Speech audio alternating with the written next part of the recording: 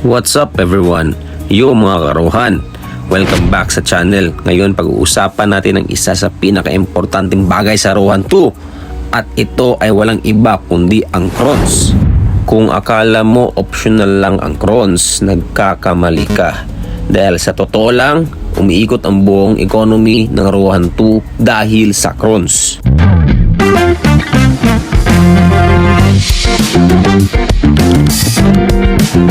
Ang crons ang pangunahing currency sa Rohan 2. Ito ang ginagamit mo para sa pag-enhance ng items, pang-combine ng items, pang-upgrade ng skill, at syempre para maka-obtain din ng ruby, ginagamit natin yung crons. Kahit gaano kakalakas mang PK or mag-dungeon or mag-party reefs, kung wala kang crons, limited ang progress mo. Dito pumapasok ang tunay na importance ng crons. Sa Rohan 2, player-driven ang economy. Ibig sabihin, karamihan ng items umiikot sa buy and sell system ng players. Halimbawa, may nafa-farm ka na rare drops. Ibebenta nila sa market, bibili ng ibang players gamit ang crons. Bakit masasabi kong gamit ang crons? Kasi ang crons pwedeng ibenta sa cron trade para maging ruby, at yung ruby yung gagamitin mo pambili sa market. Kapag maraming crons at ruby ang umiikot sa server, mas active ang trading. Kapag kulang ang crons at ruby, bumabagal ang bentahan syempre kasi walang bibili. Sa Dark Leap at ibang PvP contents naman, hindi sapat ang skills lang.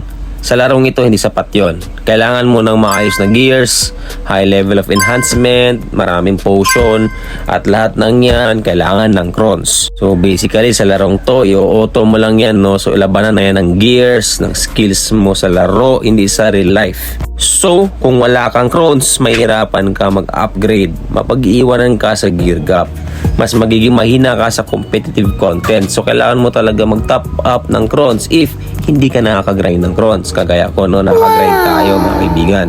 So that is how important crons is. Kaya ang mga successful players, hindi lang malakas sa laban, malakas din mag-manage ng crons or maghanap ng paraan na makakuha ng crons.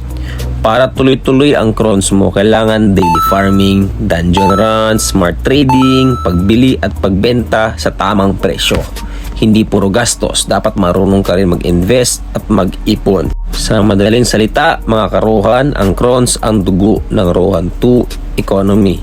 Kung gusto mong lumakas, maging competitive at hindi ma-stuck sa mid-game, simulan mong seryosohin ang pag-farm at pag-manage ng crons mo. Go with classes na maraming AoE skills para mabilis ang pagpatay ng mobs, meaning mas mabilis yung XP and at the same time yung crons. Kung may natutunan ka today, don't forget to like, comment, and subscribe. See you sa next Rohan 2 guide. Thank you.